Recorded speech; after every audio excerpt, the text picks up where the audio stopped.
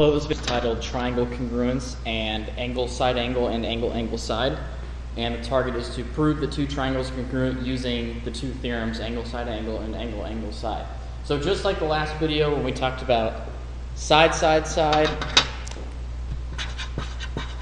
and then side angle side, these are the other two theorems in order to prove that two triangles are congruent.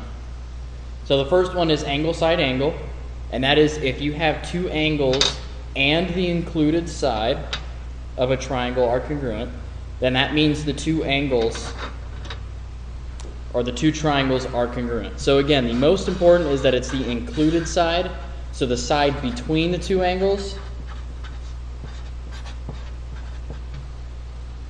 and then same thing with the other one, and the included side of the other triangle along with the two angles. So down here we have triangle ABC and DEF.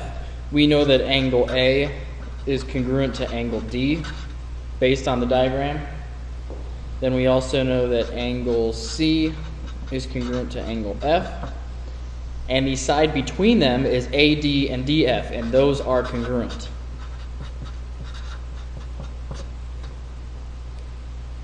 So because of angle, side, angle, the two triangles are congruent. So we say that ABC, or triangle, not line, is congruent to triangle DEF. So the side must be included between the two angles. It can't be non-included, I guess. Taking a look at an example, two different triangles, USV and WTA. We have angle U is congruent to angle T since they each have the 1 mark. And then we have the sides UV and WA. UV is congruent to WA. And then the other angle is V and W.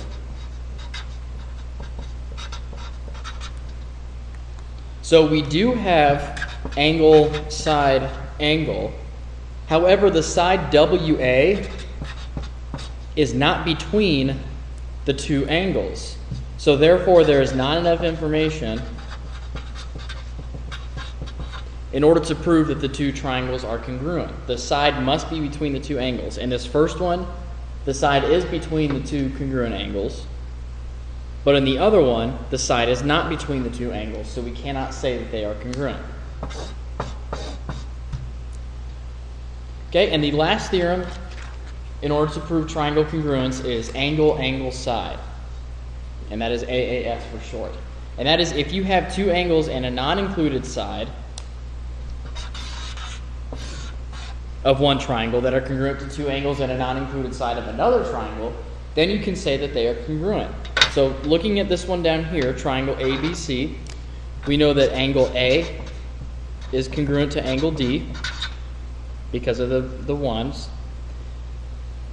Then we know that angle B is congruent to angle E. And then our side lengths, AC and DE, are congruent.